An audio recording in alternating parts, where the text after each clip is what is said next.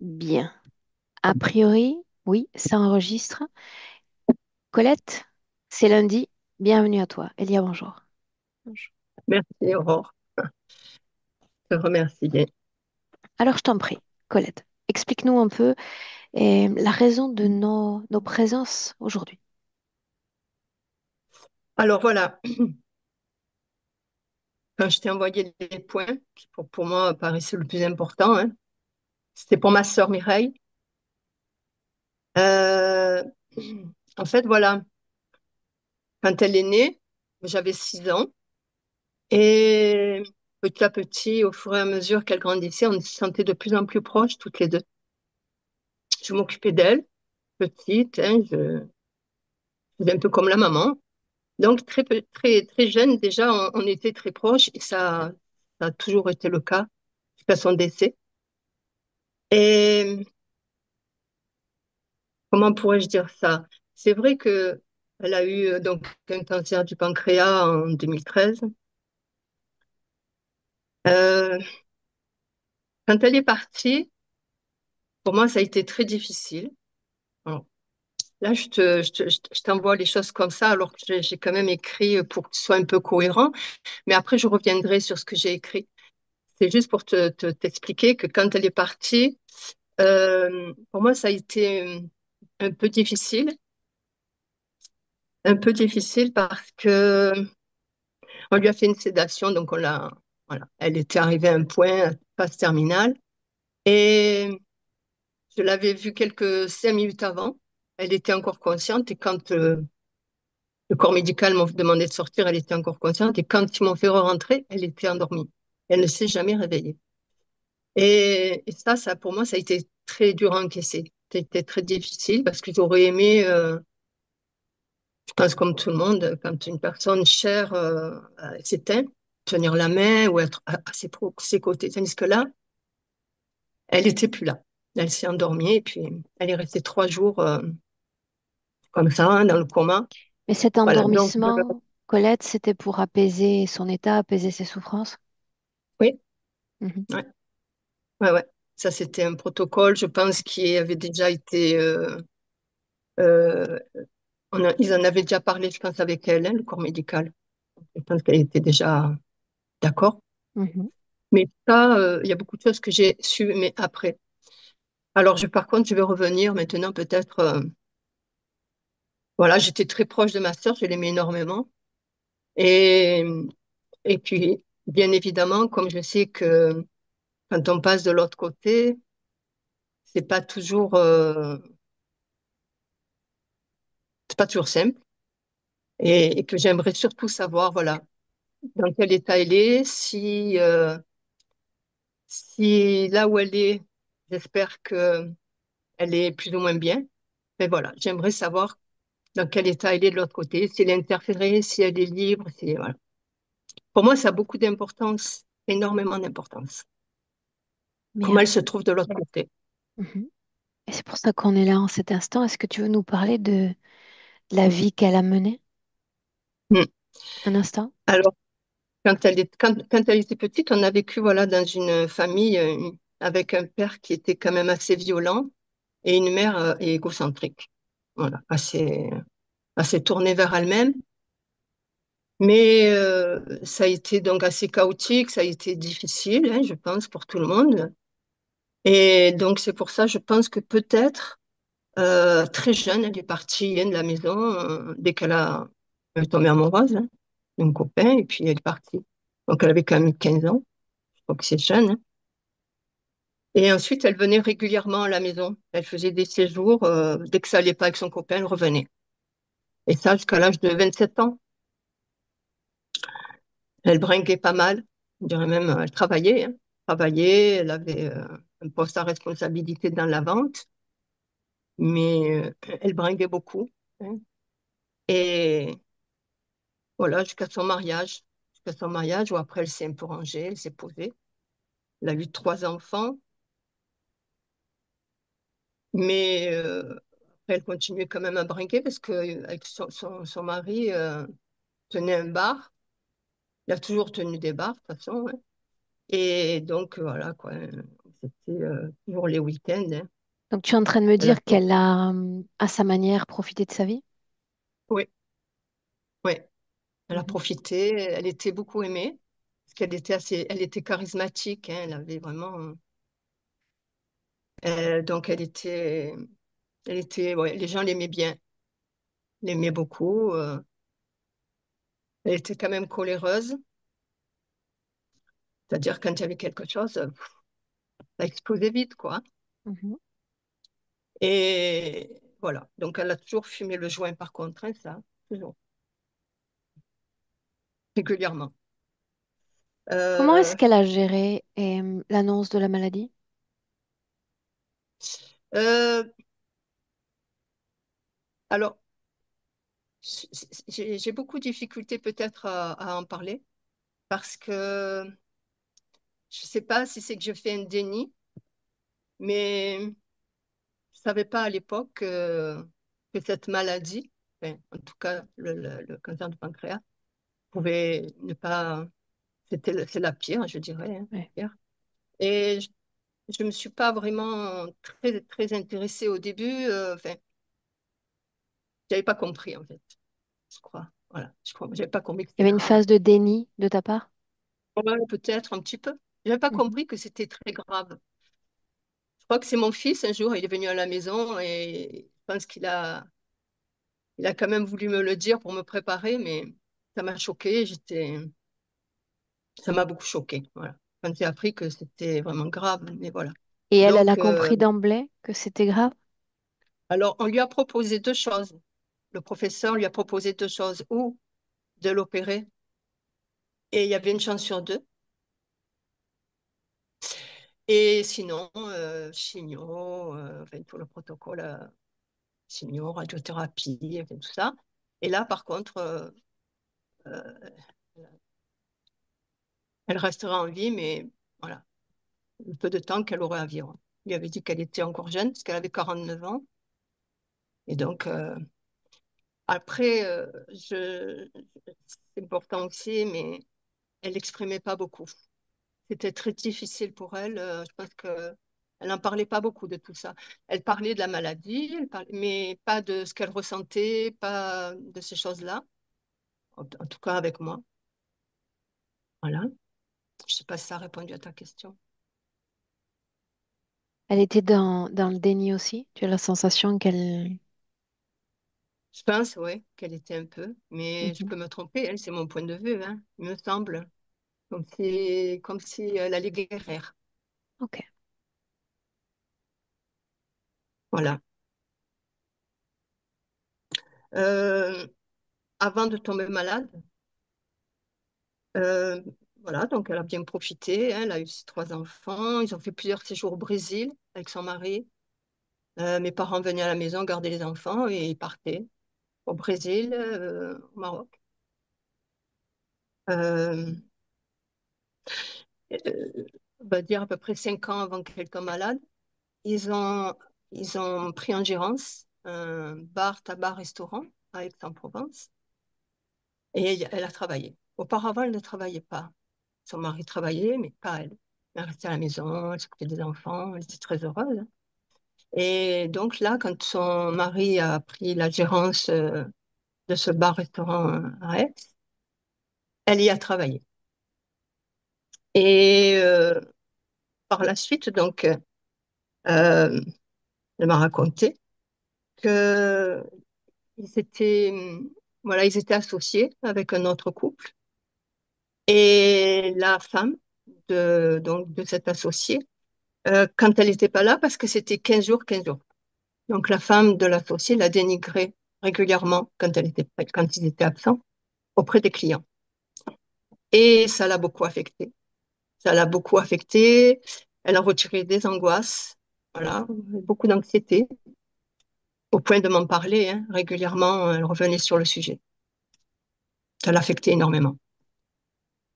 Elle m'avait même demandé si je connaissais quelqu'un qui pouvait l'aider par rapport à cette femme. Alors après, c'est un peu fou encore, mais ça, vraiment, ça l'a dérangé énormément, quoi. Donc, allez, on va dire, très peu de temps après qu'elle me parlait de tous ces problèmes qu'elle avait donc avec cet associé, elle a commencé à avoir des douleurs au niveau du pancréas. Et quand elle allait consulter, on lui disait que c'est le stress, on l'a fait traîner comme ça pendant 3, 4 mois. Mhm, Elle avait toujours mal, elle avait toujours mal. Donc un jour, elle est retournée et puis elle s'est énervée. Elle a dit, bon, maintenant, ça suffit. Vous allez me faire des examens un peu plus approfondis. Parce que si j'ai toujours mal, c'est qu'il y a quelque chose et c'est pas le stress. Donc, ils ont commencé à la prendre un peu plus au sérieux, à faire des examens approfondis. Et là, ils se sont rendus compte donc qu'elle avait un cancer du pancréas. Donc, elle allait pendant tout ce temps, elle allait travailler avec les douleurs, hein. Elle me disait qu'elle était pliée en deux quand elle se préparait le matin, s'occupait de la maison, les enfants. Son mari travaillait, donc elle s'occupait de tout le reste et elle travaillait en plus, mhm, à mi-temps. Donc, elle allait travailler avec les douleurs. Alors, le début de la maladie, quand elle l'a appris, je trouve qu'elle l'a géré plutôt bien. Elle avait encore la bonne humeur. Euh, alors, moi, de mon côté, parce qu'elle était quand même après bien affaiblie, fatiguée, de mon côté, je lui avais proposé, j'avais dit, si tu veux, moi, je peux venir chez toi et puis on reste ensemble et je t'aide. Alors, bien sûr, elle a accepté, ce qui fait que moi, je me suis voilà, libérée de toutes mes contraintes professionnelles, familiales. Et je restais avec elle une semaine, 15 jours. Et voilà, c'est moi qui essayais de l'aider au mieux pour les enfants et pour tout, quoi. Et puis petit à petit, ben, son état s'est dégradé et elle est rentrée à l'hôpital. À l'hôpital, au début, quand elle est rentrée, ça allait encore, hein. Quand on venait la voir, elle plaisantait, parce qu'elle aimait beaucoup plaisanter, elle aimait beaucoup rire, plaisanter. Donc elle plaisantait. Donc c'est vrai qu'on pouvait quand même, c'était surprenant quand même. Et puis petit à petit, bon, après quand elle a commencé la chimio, les désagréments de la chimio, alors elle entre à l'hôpital, elle rentrait chez elle. La chimio, moi souvent elle m'a appelé pour me dire, voilà, je suis pas bien. Elle avait plus de problèmes avec la chimio, je dirais, qu'avec la maladie en elle-même. Après, elle a eu une jaunisse. Voilà, donc pareil, à chaque fois, elle m'appelait pour me dire, voilà, j'ai ça, qu'est-ce que tu en penses et tout. Après, ce qu'il faut savoir, c'est que ma sœur n'utilisait pas Internet. Elle n'a jamais utilisé Internet. Donc, ça m'a toujours étonnée, hein, comme ça, hein. Donc, souvent, elle m'appelait pour me demander à moi ce que j'en pensais, si je pouvais l'aider pour comprendre ça ou ça. Enfin, et puis, voilà, donc après, elle a eu une jaunisse, et puis elle a eu de la cystite. Un jour, elle m'appelle, elle me dit, tu sais, elle me dit, on dirait que je suis enceinte de 9 mois. Voilà. Donc, au début, ben, moi, je savais pas non plus, elle non plus. ok. On lui avait pas expliqué. Colette, c'est pas vraiment nécessaire de nous, tu sais, de nous lister tous les symptômes, toutes les douleurs Ok. qui ont été les siennes avant de Ouais, partir. D'accord? ouais. Euh, Ce que je pourrais dire, c'est que je trouve, enfin, ce qui m'a un peu frustrée, c'est qu'on ne parlait pas suffisamment toutes les deux, ou même avec d'autres, mais en tout cas avec moi, de sa maladie, vraiment, de ce qu'elle ressentait. Voilà. Et elle évitait. Elle évitait de parler de ce qu'elle ressentait. Puis elle aimait pas trop qu'on aborde le sujet des émotions. Et puis si on se laissait aller aux émotions, elle aimait pas. Elle n'écoutait pas. Voilà, et puis petit à petit, son état s'est dégradé. Voilà, après, à la fin, elle avait Elle est bah, morte en quelle énormément. année, ta sœur et 2000 Colette? Comment? Elle est morte en quelle année? En 2013, en juin, fin juin 2013. Ok. Ouais. On y va? On se lance? Oui, oui. Je Ou il y crois a que autre chose que j'ai tu tout. souhaitais dire?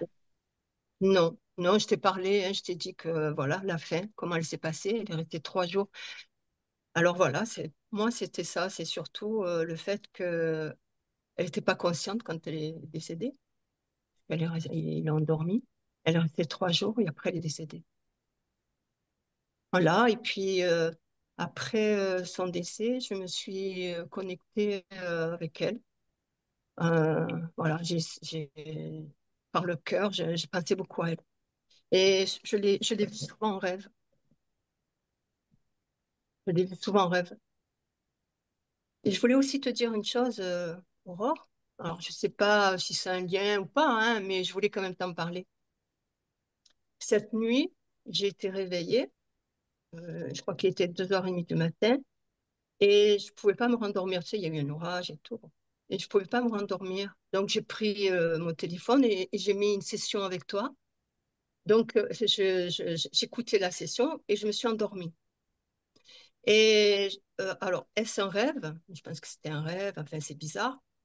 Euh, Tu étais allongé à côté de moi, dans le lit. Il y avait une autre personne à côté et tu faisais la session. Et moi, au moment où j'ai ouvert les yeux et que je t'ai vu à côté de moi, il y avait quelqu'un au-dessus de moi qui me tenait par les épaules. Et quand j'ai ouvert les yeux et que je l'ai vu, c'est comme s'il était, tu sais, comme s'il y avait quelque chose qui voulait l'expédier, un courant d'air, et il était au-dessus de moi et il s'accrochait pour pas se décrocher. Et, et j'ai tout fait pour le faire partir. Et après, je me suis réveillée, mais j'étais toujours endormie. Je croyais que j'étais réveillée et je voulais allumer la lumière. J'y arrivais pas, parce qu'en fait, je n'étais pas réveillée. Et quand je me suis réveillée, au moment où je me suis réveillée, il m'a semblé il y avait quelque chose aussi à côté. Par contre, là, j'étais réveillée, j'ai allumé la lumière, et puis voilà. Mais voilà, je voulais quand même t'en parler. Ok, c'est noté. Colette, ce que je vais attendre de toi maintenant, tu cherches sur ton Ouais. écran la pastille en forme de micro et on se lance. Ouais. Euh,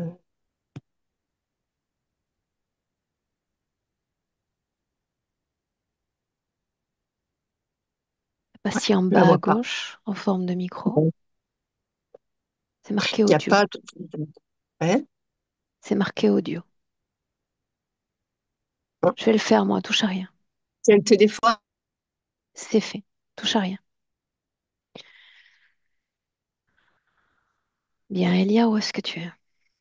Alors, je suis avec la conscience de Mireille dans une sorte de dimension avec plein de...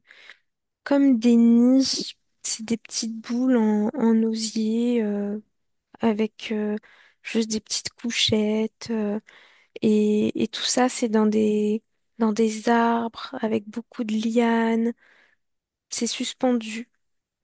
Je la vois dans ce petit nid en train de ranger des perles d'eau, de bien les assembler ensemble, et elle les range dans un petit tiroir. L'ADN est le sien. Oui, Est-ce que tu la sens liée à un nouveau corps physique? non, Donc elle est toujours à l'état de désincarné, c'est bien ça? oui, c'est ça. Comment est-ce que tu te sens dans cet espace? Je me sens bien, je me sens pas oppressée, je me sens calme, c'est apaisé. Est-ce qu'elle a tenté de communiquer avec toi? Non, je suis restée à distance. Pourquoi selon toi? Comme c'est pas un endroit que je connais, que j'ai déjà vu, je préférais attendre. Est-ce qu'il y en a d'autres comme elle, désincarnés dans cet espace? Oui, il y en a beaucoup. Est-ce qu'ils communiquent entre eux? Ça leur arrive, ouais. Qu'est-ce qui vibre immédiatement dans cet espace? Une sensation de repos. C'est comme un sas de décompression. Je ressens qu'il y a... C'est comme si c'était un endroit où les gens se soulagent entre eux, s'accompagnent. C'est ce qu'ils font quand ils communiquent les uns avec les autres? Pas systématiquement, mais en tout cas profondément, c'est le but, ouais. Bien. Dis-moi une chose, tu es resté à l'extérieur de cette création, c'est ce que ça signifie? Oui, au-dessus. Ça a l'air de quoi de l'extérieur, au-dessus? C'est comme une dimension, comme si c'était sur notre planète, mais dans un autre point de vue. Sur notre planète, depuis un autre point de vue? Oui, Ça signifie que c'est tout près de la Terre, tout proche. c'est sur Terre, mais sur une autre couche, une autre strate énergétiquement. Voyons voir ce qui se passe quand tu te glisses, toi, dans cette couche. Et moi, ce que tu ressens. On s'immisce. Je ressens du froid dans mon corps, c'est très très froid, c'est désagréable, mais je ressens que c'est parce que je suis pas, enfin mon corps physique est pas compatible avec cet endroit. Parce que dans mon corps émotionnel et dans mon corps mental, je me sens à l'aise. C'est vraiment juste le corps physique qui réagit. Bien, on s'approche d'elle et uniquement d'elle. Et à mesure que tu t'approches, tu vas te contenter de répéter à souhait son prénom, voir celle si elle réagit.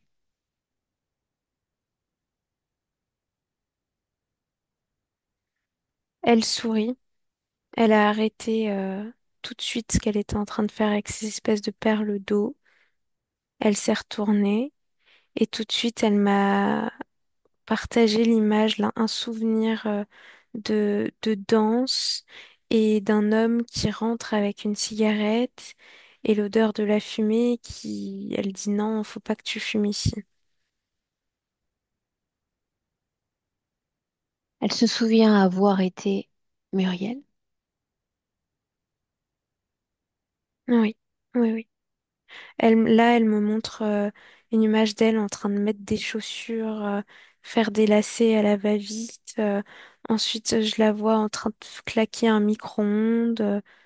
C'est des images banales, mais c'est important pour elle. Bien, continue juste un instant d'être le réceptacle de ces messages, sans rien faire d'autre.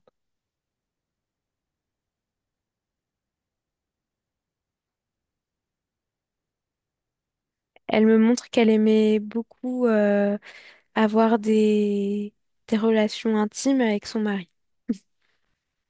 Ok? Donc elle est en train d'envoyer des informations liées à son dernier corps physique. Ouais. Tu sais qu'il y a une chose que j'aime à faire, c'est lire l'intention qu'il apporte. Pourquoi est-ce qu'elle partage ces informations-là? Pourquoi ça compte pour elle? Parce que c'est toute son identité. Toutes ces images, c'est comme ces gouttes d'eau qu'elle a laissées, qu'elle a parsemées sur Terre, Demande-lui comment est-ce qu'elle se sent. à la maison. Où sommes-nous? Demande-lui. Elle me dit dans un coin à elle, mais qui est aussi à tout le monde. Demande-lui si nous sommes sur Terre. Elle dit en quelque sorte. Demande-lui si la Terre lui manque. Non, ça lui manque pas. Est-ce qu'elle y a accès à sa famille, à ses enfants ou sa sœur? Qu'à travers ses souvenirs. Est-ce que c'est suffisant? Oui. Bien. Alors maintenant qu'elle a fait de toi le réceptacle de ces informations passées, j'aimerais lui demander qu'elle nous enseigne cet espace qui est le sien désormais, parce que tu vas lui dire qu'il nous est étranger, cet espace que nous aimerions simplement le comprendre.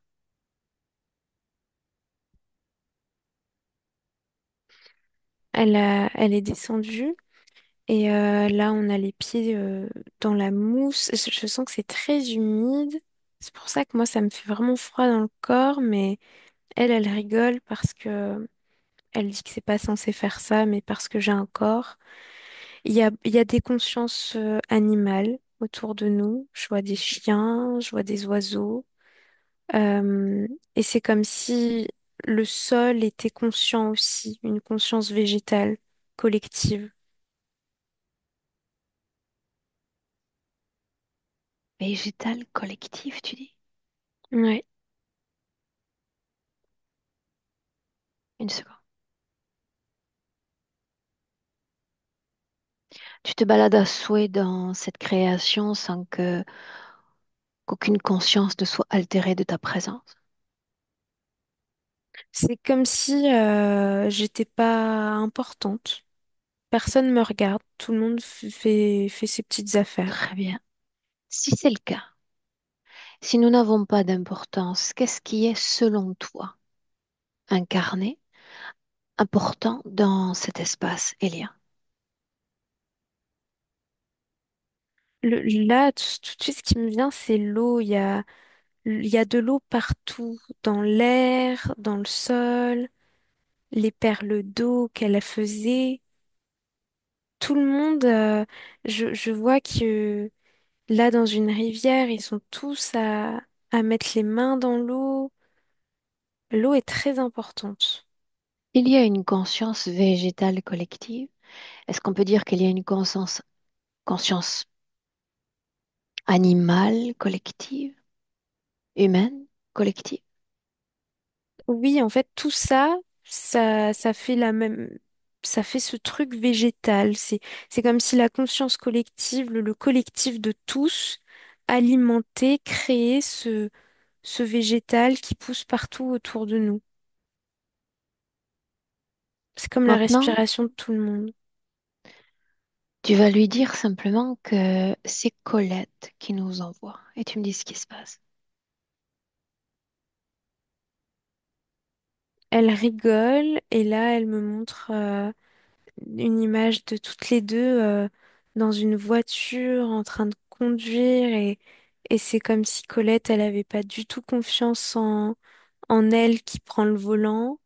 Ensuite, elle me montre des images d'elle sur une terrasse en train de discuter, de fumer aussi. C'est que des souvenirs qui montent comme ça. C'est très doux. Bien. Donc, quand nous faisons référence à sa sœur dans le présent, elle se souvient et elle a accès aux informations de la vie passée. Pour autant, si tu lui demandes dans cet instant d'obtenir des informations sur Colette, est-ce qu'elle est en mesure de le faire? Non. Non. Dis-moi une chose, Elia. Elle possède toujours son patrimoine de mémoire, n'est-ce pas? Il est comme inaltéré. Hum, tout de même altéré. Il y a, tu vois, dans les images que je vois, il y a un flou qui s'installe. Donc il y a un détachement qui commence, mais globalement, il est encore très présent. Ça, c'est sûr. Bien. Pour essayer de rafraîchir peut-être son accès à l'information. À ce moment de la session, je vais te demander de nous présenter. Colette est la somme de ses intentions à l'égard de cette session, et puis les nôtres, à toi et moi. Et tu me dis ce qui se passe.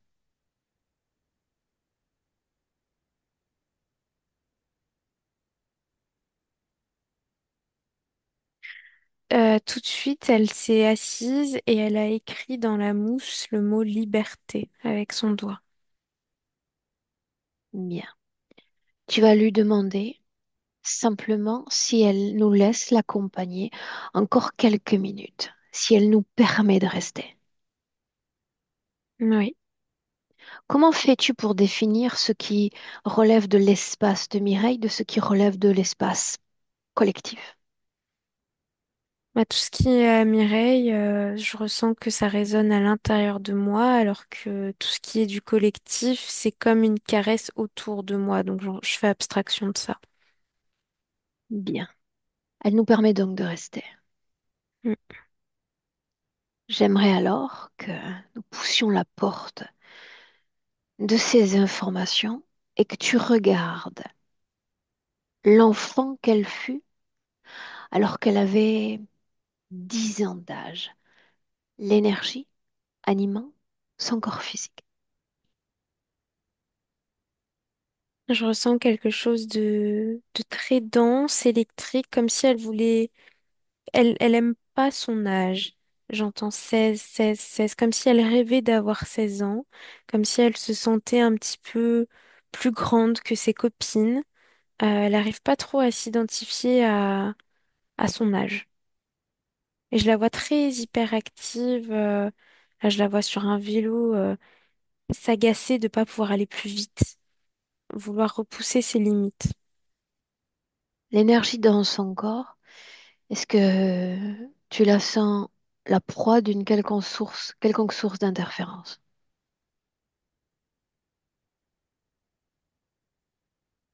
Non, l'énergie dans son corps, non. Par contre, je sens que autour, il y a des yeux, comme si elle était regardée, observée. Est-ce qu'il y a déjà l'importance symbolique de l'eau alors qu'elle est en soutien d'un corps physique? Non.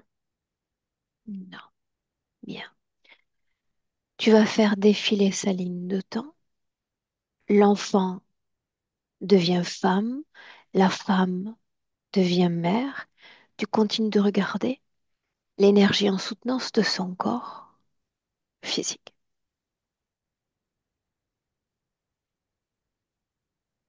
Je vois que ça bouge, mais que globalement, à l'intérieur, il y a toujours ce peps qui ne la quitte jamais. Euh, Par contre, il y a un accouchement où là, l'énergie, elle change. Je vois l'image d'un accouchement, une petite fille, et, et c'est comme si cet accouchement-là, il avait été transformateur pour elle, comme comme un doute après. Un doute qui s'est installé, une angoisse, une perte d'identité. Et le lien entre la mise au monde de l'enfant et l'émergence de cette angoisse dans son corps. Que Il s'est-il y a eu, passé? il y a eu une injection. Son corps n'a pas supporté cette injection. Ça a perturbé son énergie naturelle, comme si, ce que je vois, c'est l'injection. Elle a tiré son énergie, elle l'a forcé à aller vers le bas, alors que tout allait, tout allait bien. Mais ça a précipité quelque chose et elle a vécu cet accouchement, en tout cas son énergie. Ça a été comme un arrachement, un déchirement. J'entends un cri.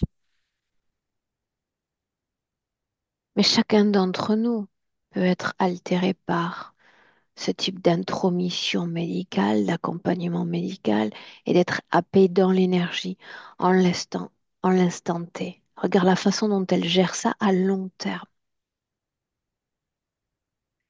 Bah justement, elle le gère pas. La façon dont elle l'a géré, c'est que au lieu de transmuter cette émotion, l'accompagner, la comprendre, elle l'a juste enterrée bien au fond d'elle. Est-ce qu'elle a Alors qu'en enterré fait, autre c'était chose à encore là. l'intérieur d'elle? Son père, il y a un truc avec son père. Une déception vis-à-vis de son père. Comme s'il l'a jugé. Il me comprend pas, il connaît pas sa fille, c'est ce qu'elle me dit. À ce moment-là, j'entends. En visuel, qu'est-ce que ça signifie pour cette âme cachée des choses en dedans? En visuel. En visuel, c'est comme une presse qui tombe dans le ventre. C'est ce qu'elle fait, elle, ce mouvement-là, où il est influencé par une autre conscience. Non, c'est ce qu'elle fait, elle. Ok. À mon sens, cette session a deux objectifs. Le premier, l'accompagner dans ce changement d'état. L'autre raison, comprendre, Elia, s'il y a eu une cause ésotérique, autre que physique donc, à ce cancer dont il était question. On jette un œil. Bah là, je ressens dans l'énergie du cancer de l'angoisse, de la colère et en même temps de la culpabilité. Mais je ne vois rien d'extérieur. Je ressens toujours ses regards sur elle, mais pas d'interaction. Donc elle attire des champs d'action interférents parce qu'elle vibre à angoisse, colère et culpabilité. Oui. Demande-lui, coupable? Mais de quoi?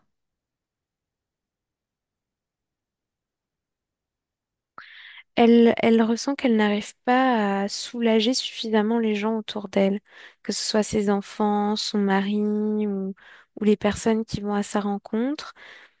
Elle a la sensation de ne pas réussir à pleinement les inspirer et pleinement les calmer. Pourquoi faudrait-il les calmer? Demande-lui. Parce qu'ils n'ont pas la même conscience qu'elle. Elle voit la vie comme quelque chose d'assez théâtral, tandis que les autres y voient beaucoup de sérieux, beaucoup d'enjeux. Et c'est Et ça qu'elle cherche à diffuser autour d'elle. ça nous permet de rebondir sur une information majeure que j'aime encore à poser. Quelle intention a soutenu cette âme à l'égard de cette vie humaine de Mireille? Elle me montre la liberté encore, mais aussi incarnée comme un courant d'air. Elle voulait faire l'effet d'un courant d'air dans tous ses rôles, dans toutes ses activités, Demande-lui marquer si les ça a esprits par marché, cet air. s'il y est arrivé. Oui, ça a fonctionné. Bien. Est-ce qu'on peut faire un lien d'association, oui ou non, entre ces dissonances fréquentielles dans son corps et l'émergence de ce cancer, ou il s'agit réellement d'une cause pleinement physique, sinon qu'énergétique? Il y a du physique, mais il y a ces émotions-là aussi. C'est les deux. Nous avons parlé de la culpabilité. Que dire de la colère? Demande-lui télépathiquement. Pourquoi colère? Puisque de toute façon, la vie était, selon ses souhaits, déjà théâtrale. Parce qu'elle a eu l'impression que là, elle me montre le fait que même lorsqu'elle était dehors, elle se sentait pas vraiment libre. Il y avait toujours des cubes, cubes, cubes. Le cube de la société, le cube des pensées générales, le cube des devoirs, des structures.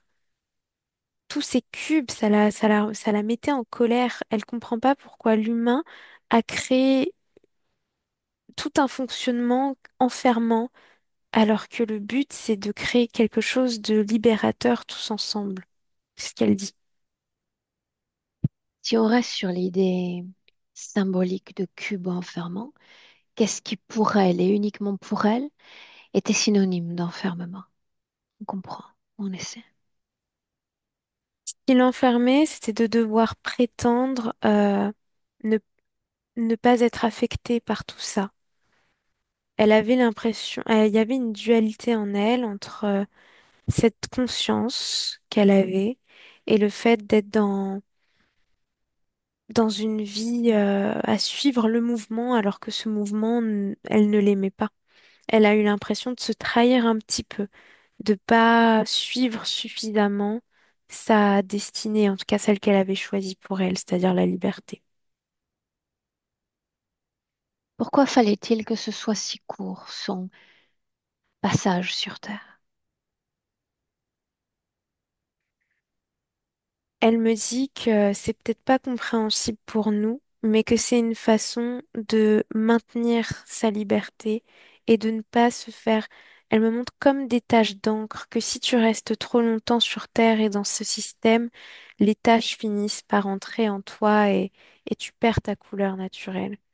Et elle veut pas perdre cette couleur-là. Bien. Alors tu vas lui demander encore une chose pour nous. Tu vas lui dire que j'aime comprendre et que j'ai le goût humain du détail. J'aimerais qu'elle nous permette de la voir dans ces 3 derniers jours de vie. Elle dit c'est pas festif à voir, mais elle est ok. Alors, à toi de visualiser ces 3 derniers jours puisqu'elle nous donne l'accès. Elia. Je vois qu'elle embrasse pleinement son corps, elle y est très liée, elle est déjà en détachement, en grande dissociation, mais elle est quand même autour de son corps, pas ailleurs. C'est comme une étreinte, vraiment. Elle comprend dans le corps physique, dans la conscience qu'elle est sur le départ. Alors, sa partie subliminale le sait pertinemment. Après, si ta question, si c'est elle en tant que son esprit, disons, son conscient, il y a une part d'elle au fond qui le sait, mais qui refuse de Pourquoi? l'admettre. Pourquoi? Parce que c'est trop douloureux de dire adieu à ses proches. Parce qu'elle sait qu'elle les reverra plus. Et parce qu'il y a une culpabilité aussi de les laisser sans elle. Elle n'a pas tellement peur pour elle, elle a peur pour les autres. Qu'est-ce qui lui fait croire? Et là, j'ai besoin réellement de ta perspective en tant que télépathe. Qu'est-ce qui lui fait croire qu'elle cessera de la voir, de les voir dans la mort? Sa conscience, sa partie subliminale. Alors continue, pousse les portes. Parce que sa partie subliminale la prépare à ce qu'elle souhaite vivre, c'est-à-dire de quitter pleinement ce costume-là, de n'avoir aucune attache, aucun ancrage. Le moment où se crée ce détachement encore, on reste uniquement sur le plan des énergies. Est-ce qu'il y a encore ses yeux? Est-ce qu'elle est la proie d'une quelconque interférence? Non.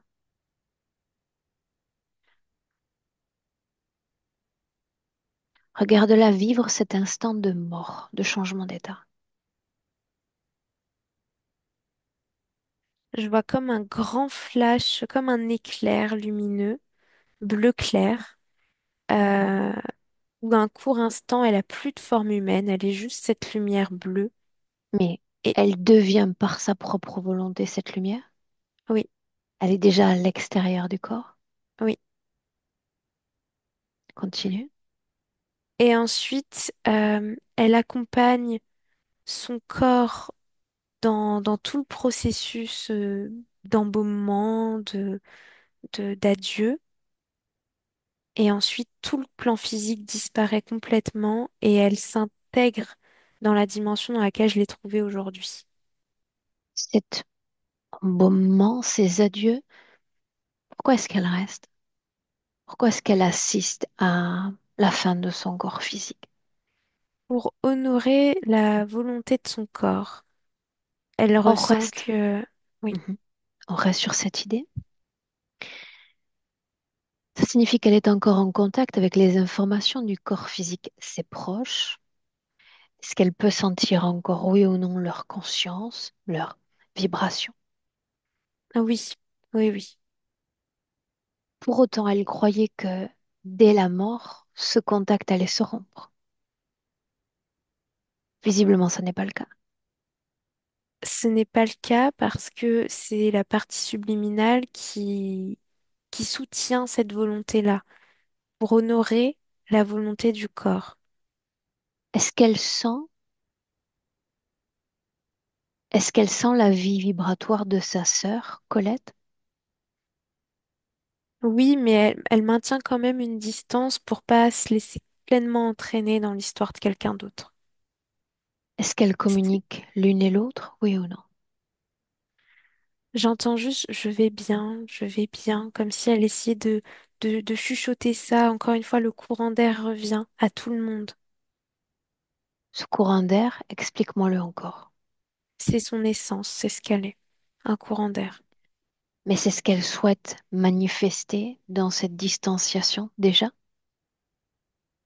C'est ce qu'elle a manifesté tout au long de sa vie et c'est ce qu'elle continue à manifester avant de pleinement rompre le contact.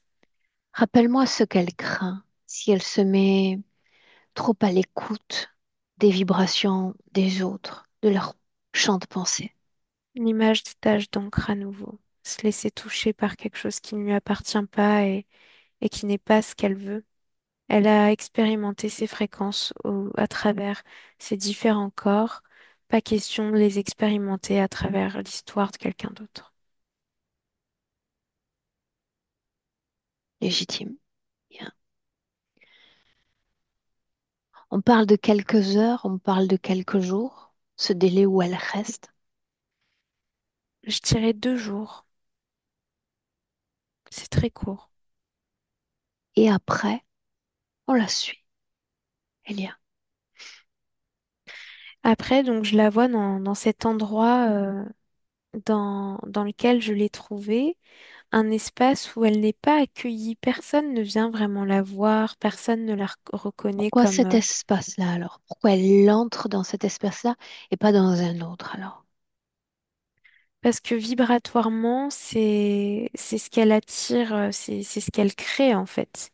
Il y a une résonance parce que dans son attitude énergétique, il y a un besoin de faire le point. C'est ce que je ressens. C'est comme si elle n'était pas prête à se réincarner tout de suite ou aller dans quelque chose de fort, de vif.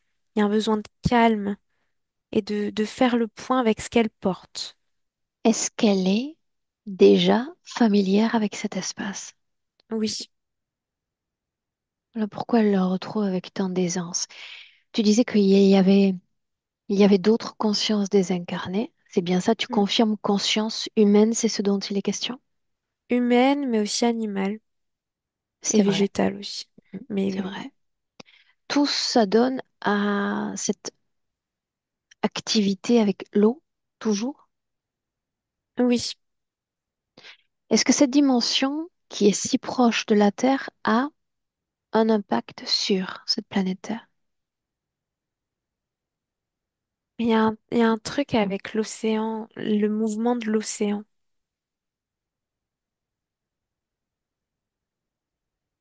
C'est étrange, n'est-ce pas, qu'elle souhaite entrer dans ce sas de décompression où il y a d'autres consciences humaines avec lesquelles elle est capable de communiquer sans vouloir communiquer avec les consciences humaines terrestres incarnées. Mm. Pourquoi, selon toi, est-elle plus volontiers compatible avec ces consciences-là qu'avec nos consciences humaines? Parce que c'est plutôt leur volonté commune qui les maintient en lien, c'est-à-dire se détacher. Et en fait, là, je vois que l'eau, c'est comme le carburant qu'ils créent ensemble en se détachant de leurs expériences humaines, de leurs émotions humaines. Admettons, dans cet espace dans lequel elle se trouve depuis plusieurs années, on peut le dire ainsi en tous les cas depuis notre perspective terrestre, qu'est devenue dans le corps de Muriel la colère, Il n'y a plus de colère, la culpabilité, plus de culpabilité non plus. l'angoisse. Non, je ressens plus d'angoisse. Par contre, elle a l'air de maintenant désormais filtrer justement à travers ces petites perles d'eau l'angoisse collective dans son souvenir terrestre qu'elle pouvait capter autour d'elle. Mais l'angoisse de Mireille, elle, ça n'existe plus. Tu parles de Mireille justement. Est-ce qu'elle se souvient d'autres costumes humains, d'autres identités? Elle peut s'en souvenir, mais elle travaille pas dessus, quoi. Elle s'y reconnecte pas. On prend perspective encore. Quelle est la raison d'être pour le collectif de ce sas de décompression?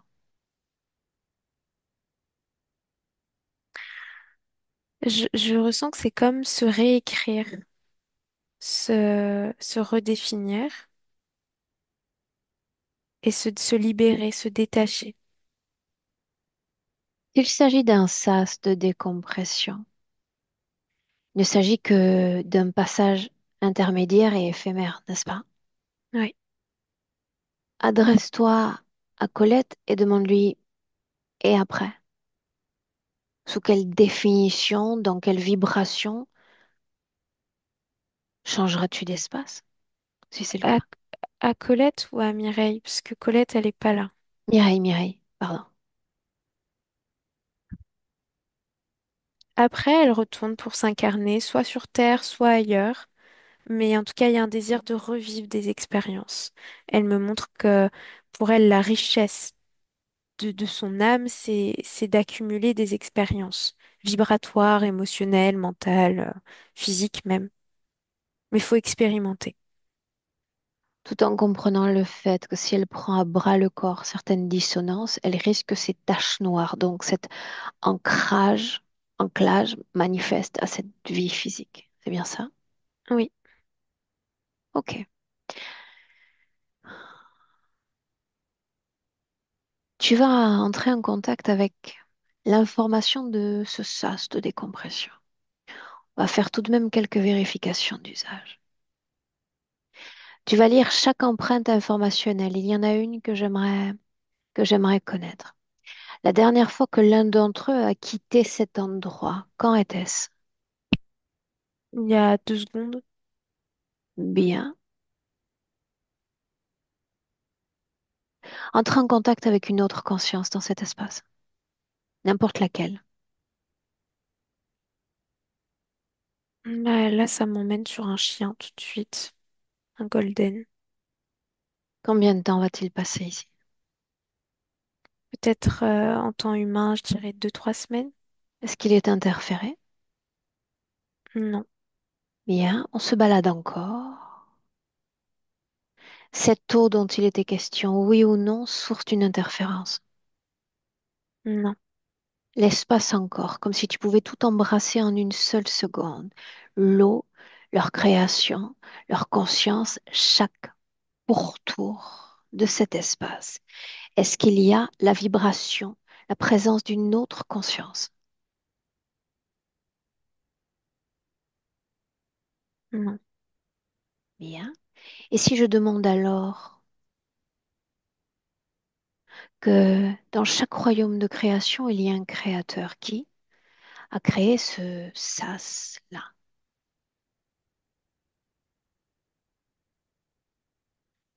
Je vois des femmes terrestres incarnées, mais il y a très longtemps. J'ai l'impression que c'est plutôt en Amérique latine.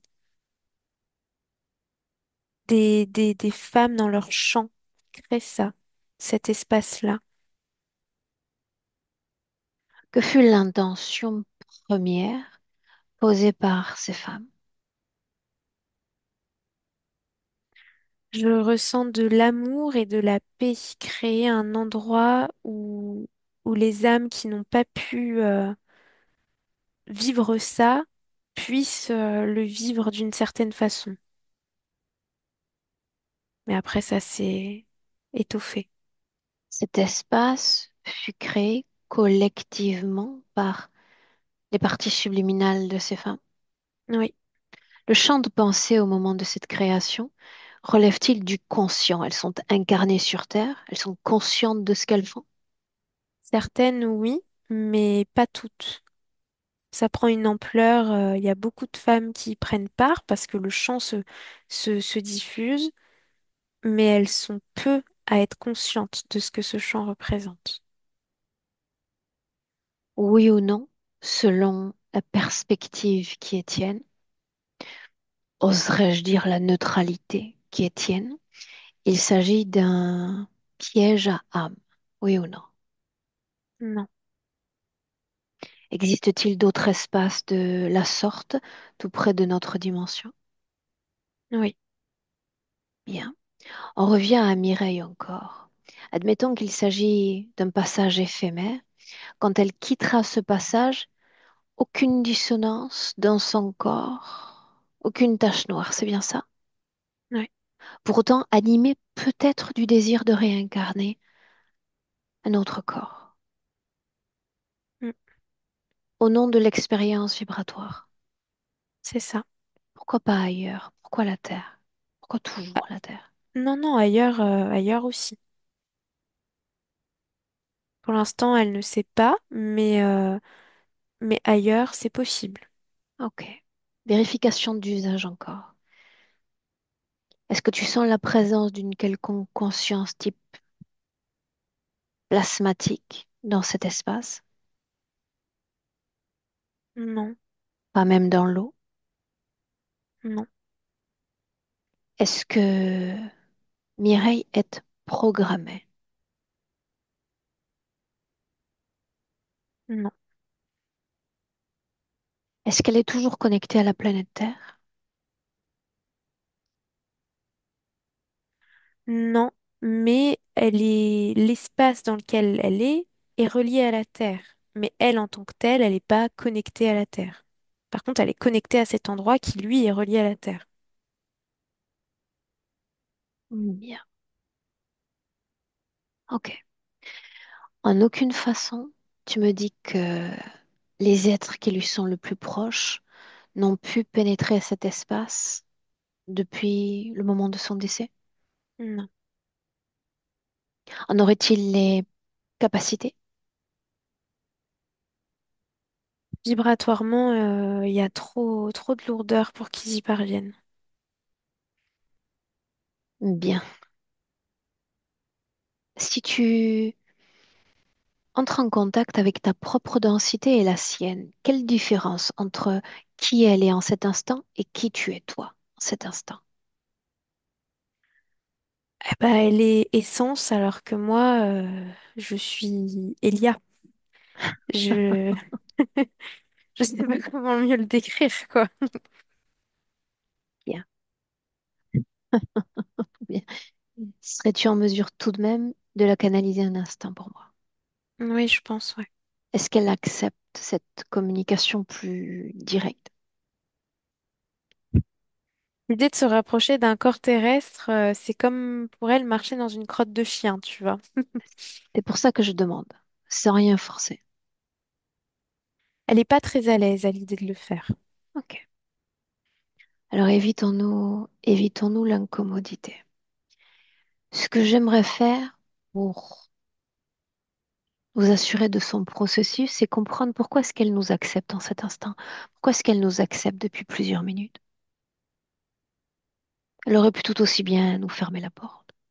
Parce qu'elle veut, c'est une façon pour elle de, de faire comme ce qu'elle a fait dans sa vie physique, inspirer.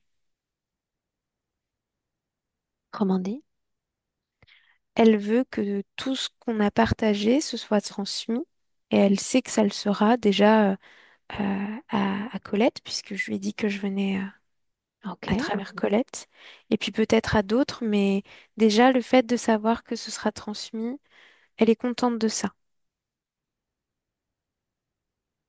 Et elle Alors, dit, rappelle-toi, c'est juste du théâtre, cette vie sur Terre. si nous pouvions, et nous le sommes, être ses porte-voix à travers cette session, peut-être de façon plus intimiste,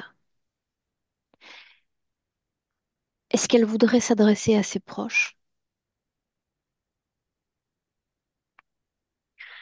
Elle dirait à ses proches, mais à tous les humains, en même temps, d'écouter l'eau.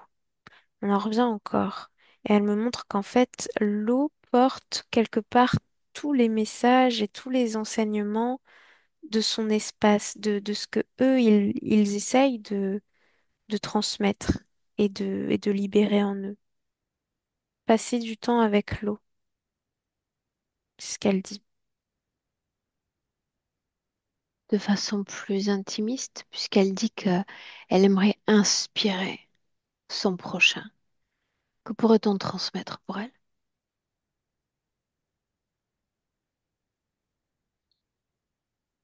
montre- Elle me montre du tabac, des feuilles à rouler et que ça, il faut en faire un grand feu de joie et que tout le monde danse autour, mais qu'il faut pas faire rentrer le feu à l'intérieur Pourquoi du non? corps. Elle me montre que parce que justement, ça éteint l'eau en soi, que ça crée des chemins de traverse, des perditions, ça anéantit l'eau. On en revient encore à cette eau. Certes, pour autant, c'est ce à quoi elle s'est adonnée une partie de sa vie, faire entrer ce feu dans son corps, si mes souvenirs sont bons. Elle rigole et elle dit oui, mais pur, c'est mieux. En montrant qu'il faut, pour elle, il fallait choisir de pas forcément tout mélanger, les bons, les bons, j'allais dire instruments, mais c'est pas ça, composants. Et surtout, elle le faisait à travers un corps qui voulait sacrément être libre. Mais elle, en tant que conscience, elle voit que ça peut être une distraction Ok. et pas forcément une libération. Encore quelques minutes. Demande-lui juste encore quelques minutes.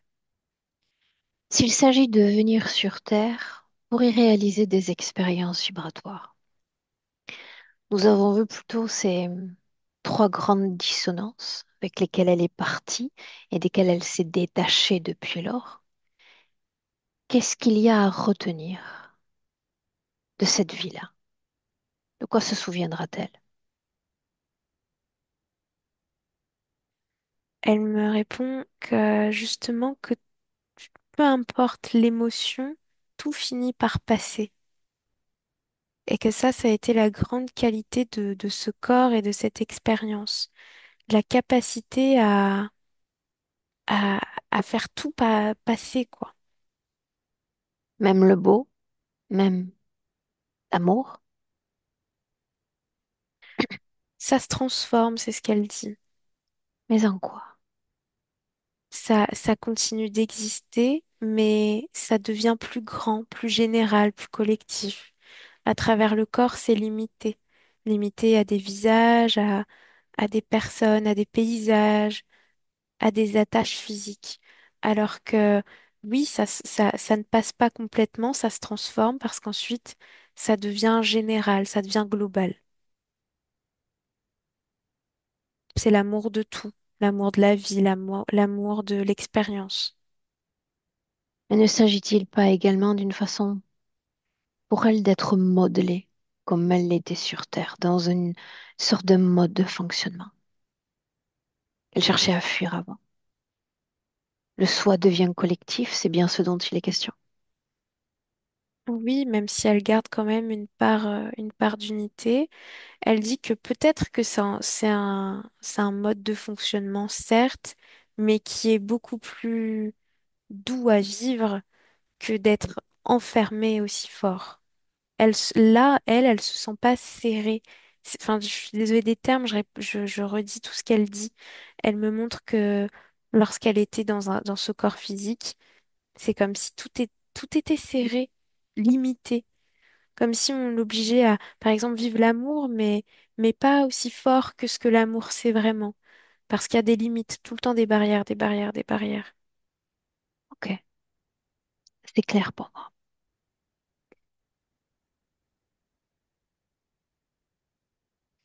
Est-ce qu'elle aimerait dire autre chose? Parce que inutile d'imposer davantage notre champ d'influence dans cet espace. Elle invite l'humain, mais aussi ses humains d'avant, donc sa sœur, sa famille, à danser, à se réunir et danser pour expérimenter. C'est ce qui se rapproche le plus des émotions qu'elle vit aujourd'hui. une façon de comprendre cet endroit dans lequel elle est, ben c'est de faire ça. Bien, rendez-vous est pris pour cette danse. Quand tu es prête, un mouvement de recul, les salutations, les remerciements pour nous avoir acceptés. On s'extrait de son espace et puis de cet espace collectif. Elia, Oui, quand tu es complètement déconnecté, fais-moi signe. oui, ça y est. Prête pour entrer? Oui, Une petite curiosité tout de même, une sorte de dérivation rapide. Déconnecté complètement de Mireille. On fait un crochet rapide vers Colette.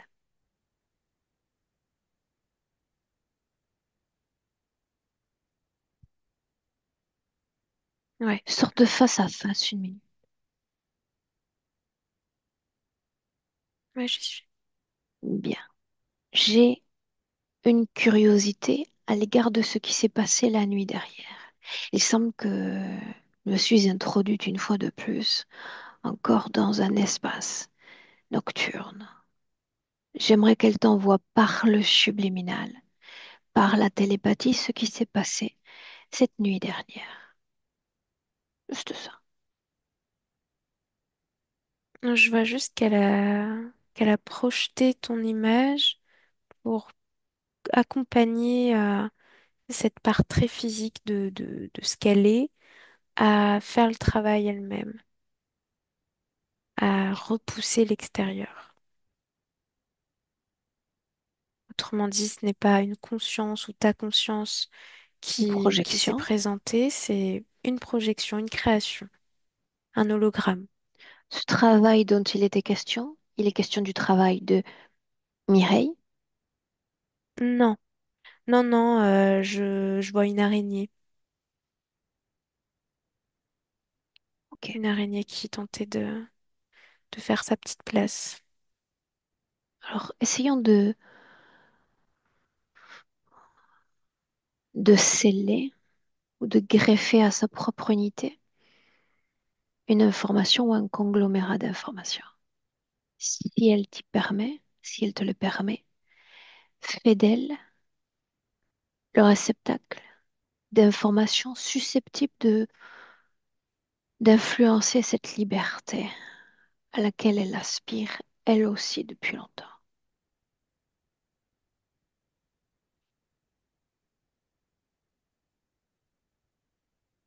C'est en cours.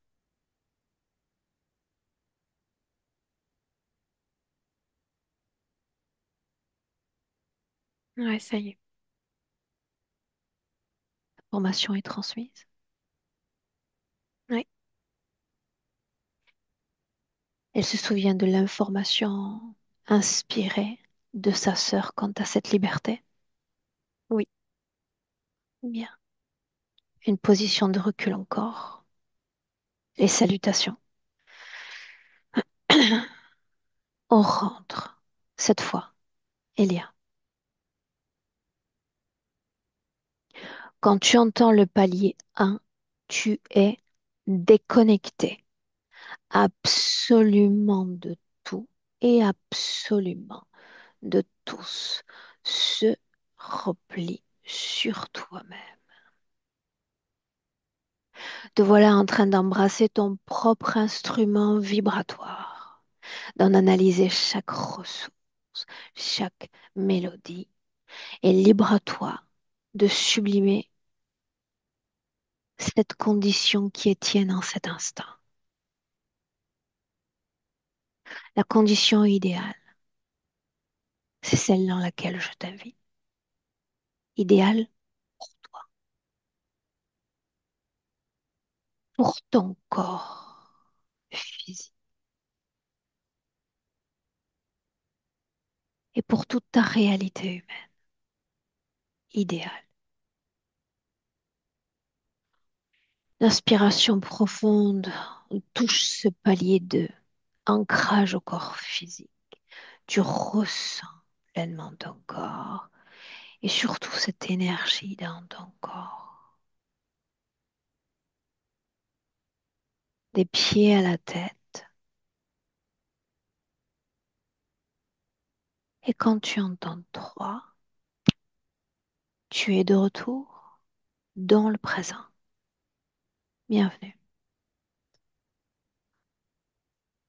Est-ce que ça va, Oui, Colette?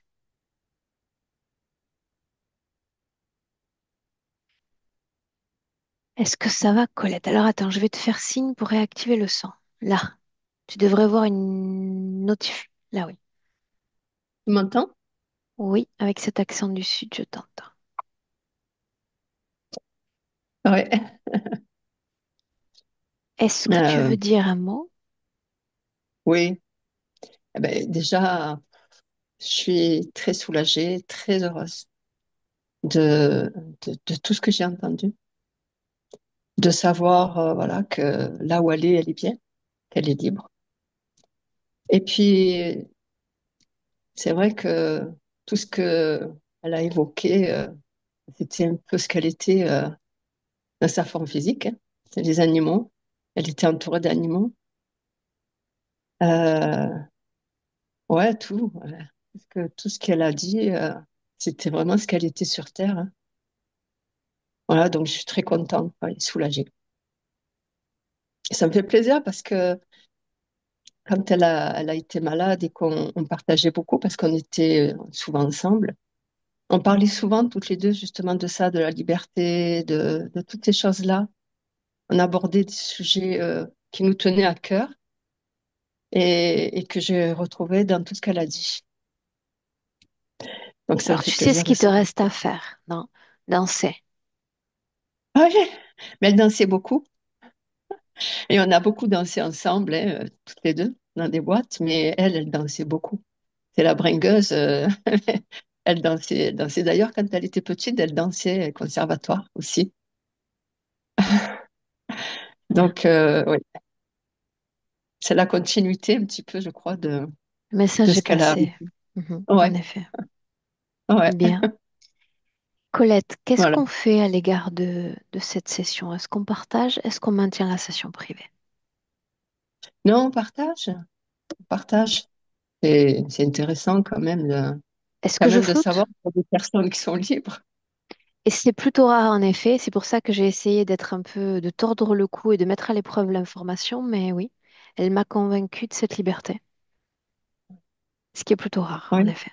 Ah oui, et d'ailleurs, ça me fait vraiment quelque chose dans le ventre. C'est, oh, je me dis super, quoi. Enfin, Tu as des raison. personnes. En espérant que ça en inspire d'autres, n'est-ce pas? Ouais. Ah ouais. Bien. Et Colette, je te garde avec nous une minute. Reste là. Elia, merci. Restez là.